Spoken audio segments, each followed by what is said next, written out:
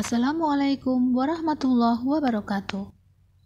Kali ini kita akan mempelajari fasilitas gudang atau warehouse. Gudang adalah bangunan untuk menyimpan barang. Gudang digunakan oleh produsen, importer, eksporter, grosir, bisnis transportasi, bea cukai, dan lainnya. Gudang biasanya berupa bangunan besar di kawasan industri, di pinggiran kota, kota kecil, atau desa. Gudang juga merupakan suatu tempat penyimpanan sementara atau pengambilan inventory untuk mendukung kegiatan operasi bagi proses berikutnya atau ke lokasi distribusi atau ke konsumen akhir. Peran ekonomis gudang dalam logistik adalah 1. Menyimpan barang untuk sementara waktu. 2. Memantau pergerakan dan status gudang. 3. Meminimalkan biaya pergerakan, peralatan, dan karyawan. 4. Menyediakan media komunikasi dengan konsumen terkait dengan inventory. 5. Menyeimbangkan aliran inventory dengan harga barang ketika terjadi kenaikan harga. Fungsi gudang 1.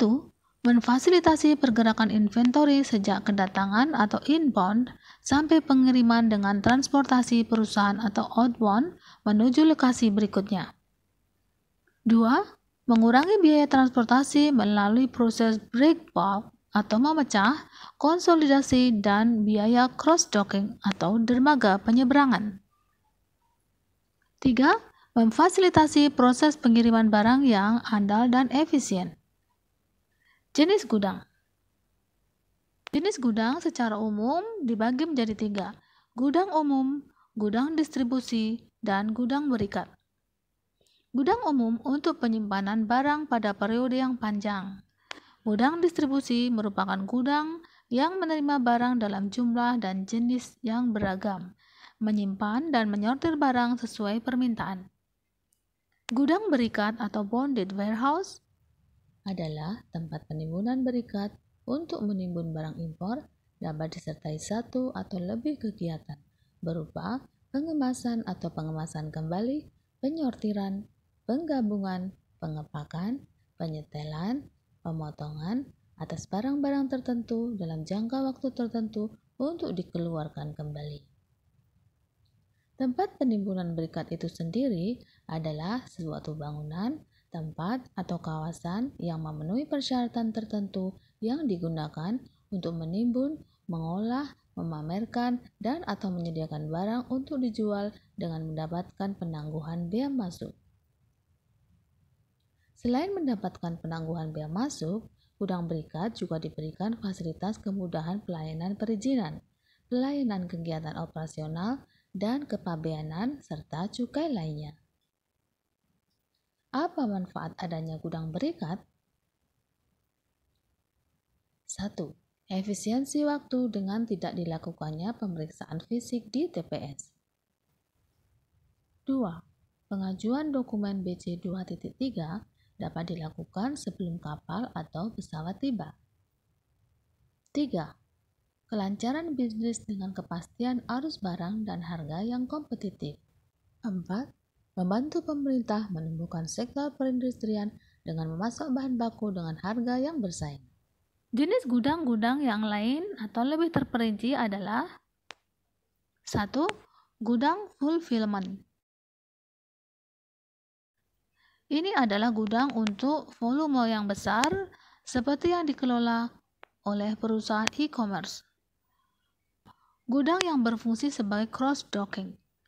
Gudang ini dipandang yang paling efisien dan respon cepat. Barang disimpan dalam waktu singkat, kemudian pada hari itu juga akan langsung dikirimkan, biasanya dengan proses loading barang dari truk ke truk lain. 3. Gudang penyimpanan bahan hasil produksi. Gudang ini sebagai buffer atau safety stock dari permintaan pasar terhadap produk akhir.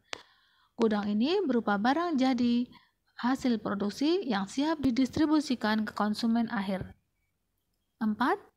Gudang sebagai pusat transshipment. Gudang ini menerima barang dalam jumlah yang sangat besar dari banyak supplier Kemudian dilakukan proses pemecahan atau break bulk, pembagian barang ke dalam jumlah yang kecil dan akan dikirim barang ke berbagai lokasi. 5. Gudang penyimpanan bahan baku. Gudang ini digunakan untuk menyimpan bahan baku yang digunakan dalam proses produksi. Barang yang disimpan seperti serbuk pasir, bahan material, beton, karet, dan lainnya. 6. Gudang sebagai pusat sortir. Tipe ini biasanya digunakan oleh perusahaan yang melakukan pengiriman surat atau parcel dan menggunakan otomatisasi untuk memudahkan proses sortirnya. Barang yang dikumpulkan di pusat sortir selanjutnya dilakukan proses berdasarkan kode pos. Setelah itu, barang yang sudah terkumpul dikonsolidasikan dan dilakukan pengiriman berdasarkan area distribusinya. Contohnya, Tiki, JMT, JNE, si cepat. 7. Gudang yang difungsikan sebagai proses pengiriman barang retur. Prosesnya dilakukan seperti pengecekan barang retur, proses repacking, dan proses perbaikan. Aktivitas gudang. 1. Receiving atau menerima barang. 2. Put away, pengiriman dari lokasi penerimaan ke penempatan inventory. Dilakukan dengan dua metode.